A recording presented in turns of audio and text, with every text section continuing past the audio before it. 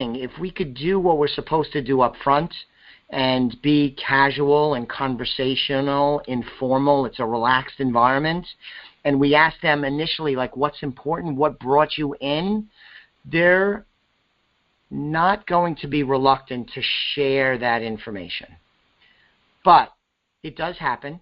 And then again, this is another one of those art over science kind of situations. Candidly, we're sizing up the people we're meeting with to see if they would be a good fit for us as much as we're trying to audition to become their financial planners. We do not take anyone. And it's not that we're so elite or so special. I don't mean it that way. But you can't be all things to all people. The way that we do things is our way, and it works for a lot of people, but not all people. I think I'm good at what I do, and I'm a likable guy, and most people appreciate my approach, but not everybody, and I'm okay with that. So if I think that the person is just being difficult, I may try and end the meeting prematurely and just part ways as friends and not try and hammer away at something that may not be a good fit. More likely, though, I'm going to be curious because they're there for a reason. And if they're reluctant, I will try and use the Socratic method, which is asking open-ended questions, which I do throughout the fact find and the conversation anyway, to try and figure out what their reluctance is. So if it was somebody that just recently had their identity stolen, or somebody had money stolen out of their account from a friend or a family member or even a professional, well, then their reluctance might make a way more sense than somebody who is just being difficult. So I'll ask open-ended questions and try and sort it out and see if we can make some progress in the conversation while still honoring their boundaries. But those boundaries are going to have to come down for us to be able to make the next step. Not because I am being difficult, just because the nature of the relationship in the business is such that we'll need to have enough information to make an informed decision. We are not going to make recommendations in the dark because that's a recipe for steering people into situations that may very well be worse than when they first met us, and we're simply not going to do that. I agree. And I think it boils down to also is, we like to take the holistic approach to the financial planning, which means that we look at pretty much all aspects of somebody's life. And one time when I encountered this, somebody was really only interested in us handling their investments. And although, that's okay, but we do need more information to be able to make decisions, even if we're only handling investments, because we still have to know time horizons and, how to invest somebody's money. So I agree. I think that's I think it's good to be able to get everything, and like you said, if we have to end it there, then we have to end it there. And it's also worth noting for listeners that aside from this being our personal preference and our culture at Elliott Wealth Management, how we want to interact with customers and who we want to align ourselves with, that's our view. But separate from our view, we work in a very regulated industry, and there are requirements called Know Your Customer, and there's a minimum amount of information that we need according to the regulators to be in a position to make recommendations.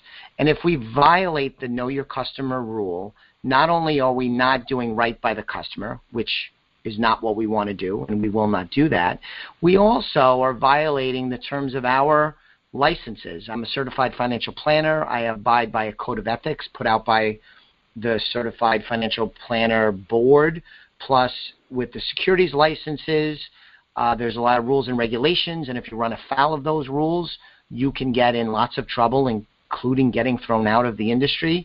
So it's worth noting that this isn't just something we made up out of thin air. We built broadly upon existing rules and regulations in the industry that are meant to protect the public, and we want to do that because we want to help our clients, not hurt them. So what else do you want to talk about, Wendy? So you've gathered all this information. Now, what do you do from there? I mean, is that the end of the meeting? Do you make recommendations at that point, or how do you use all of that information that you just gathered? Yeah, it's funny in thinking about this and in preparing for our discussion, Lindy. Most initial meetings last about an hour, maybe a little over, but typically around an hour. And it is pretty remarkable how much information we gather in terms of actual data, as well as people's goals and personalities and what they're looking to accomplish in such a short period of time. It is pretty amazing. So I want to get that fact find, that information that I mentioned before. I want to focus on the primary reason why they had come in. And I'm not going to make recommendations for the most part in the initial meeting. Our strategy is to have the initial meeting for both parties to exchange information, and then, if agreed upon by both parties, to schedule a second meeting. And at that second meeting is when we will make a proposal on one or more discussion items that were covered in this initial meeting. But with that said, once I uncover some of what they're looking for, what's important to them, what their goals are, what problem they wanted solved that led them to come and sit with us, I want to show off at some point, and I want to demonstrate in this first meeting that we can solve their problem, we can help them, we can deliver on what they're looking to accomplish. So that may be an actual recommendation, or it may be, well, let me give you a couple of quick examples. And this happened recently with, I think you were on the call with me, with Michelle. It was actually a remote meeting. We weren't meeting in person. And they had come into some money. They had a decent amount of money in the bank, and we were talking, and they had a loan. It was a small loan, a car loan, like $4,000. And so I said something to the effect of, listen, we'll talk more about this in the second meeting, but I don't see any reason why you shouldn't pay off that small loan and just clean it up and get rid of it. It fits into your goals and objectives. So I think that's a no-brainer. We could talk more about it at the second meeting, because I want to show that I hear what they're saying, that I understand what they're trying to do, and that I can deliver on it. I don't want them to leave that first meeting, Lindy, without having gotten something, some type of sense that I'm technically skilled, I understand what they are looking for, and then I could deliver it. Am I going to give a 10-point proposal like I might on the second meeting? No. Am I going to talk about some investment allocation strategy? No. But I am going to I'm going to use the term show off a bit and talk in a way that I could demonstrate that we're technically skilled and I hear what they're saying. And that would increase the chances that they want to schedule a meeting and that they'll feel optimism going into that second meeting that we're going to be able to deliver a good proposal that'll help them achieve their financial goals. That makes sense. So how do you end the meeting? At some point, and we don't clock watch, so if the meeting runs over or runs short, that's okay. We have as much time. We schedule a lot of meetings, but we always leave time because this is incredibly important. But you don't want this to go on for 3 hours because that typically is not going to be good for either party. So at some point in the latter stages of the meeting, when I've collected my data and I feel like we've had a good exchange of information and that things have been open, and I feel like I would be interested in meeting with them a second time, and I feel that they would also be interested, I'm going to say something along the lines of, listen, what I would like to do, let's say, Lindy, you pretend to be the client. Lindy, what I would like to do is, take this information, reflect on our conversation. I want to go through my notes, and what I would like to do is schedule a second meeting with you now so that when you come back, I will be prepared to make some recommendations on some of the things we talked about, and I'll name them specifically: retirement planning, college funding, generating income, reducing risk, getting more and better customer service, whatever it is. I'll reference some of the things that were talked about and schedule the second meeting right there and then for them to come back. And then in that interim period, typically you and I, Lindy, we'll work on it together, going through the notes and putting together the proposal for the second meeting. So that's what I'll do. I'm going to assume that they want to meet it the second time. It's going to be very rare that I get to the end of the meeting and say, listen, I'd like us to schedule a meeting, and they say, I don't want to meet you. Because you had this open conversation beforehand, you should know where you stand at this point. More often than not, we're ready to schedule the second meeting. Good. So the meeting's done. We get together. We work on the proposal. A lot of times we're doing, investment analysis and sometimes kind of looking at where they're at, income-wise and stuff, and getting together usually a list of stuff for them to work on. Yes. So we get into the second meeting, and we work on presenting that to them. What are some different ways that you present that to people to open them up and get some acceptance? Sure.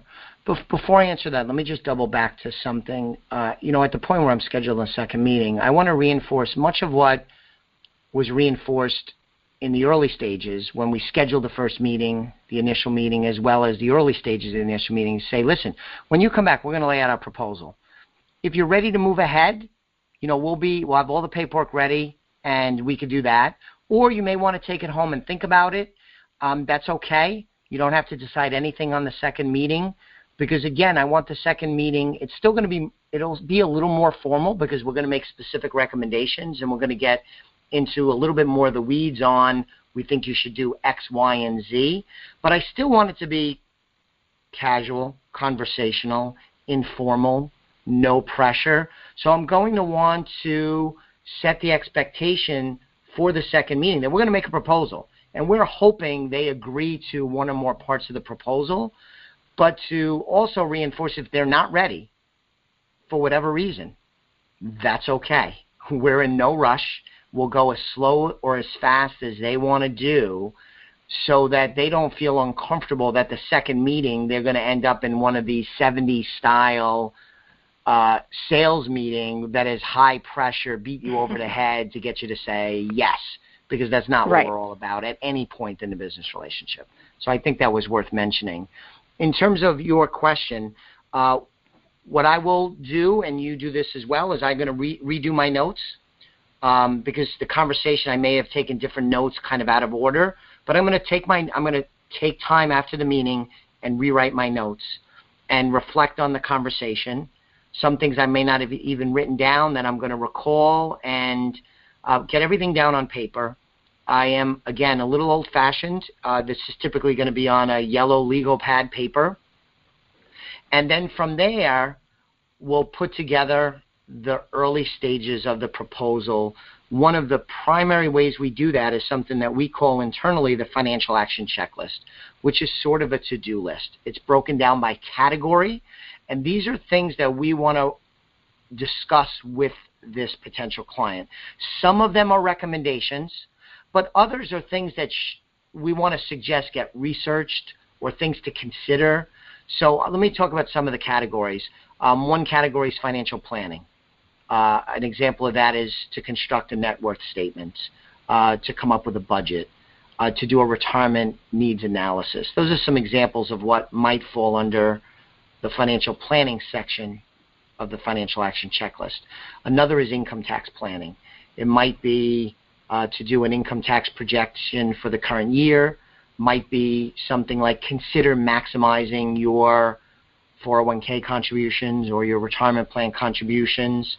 And sometimes it might be consult with your CPA on such and such. We might not be in a position, Lindy, to make a recommendation. So on the financial action checklist, the to-do item is to have a consultation with their tax professional. we'll do one on estate plan.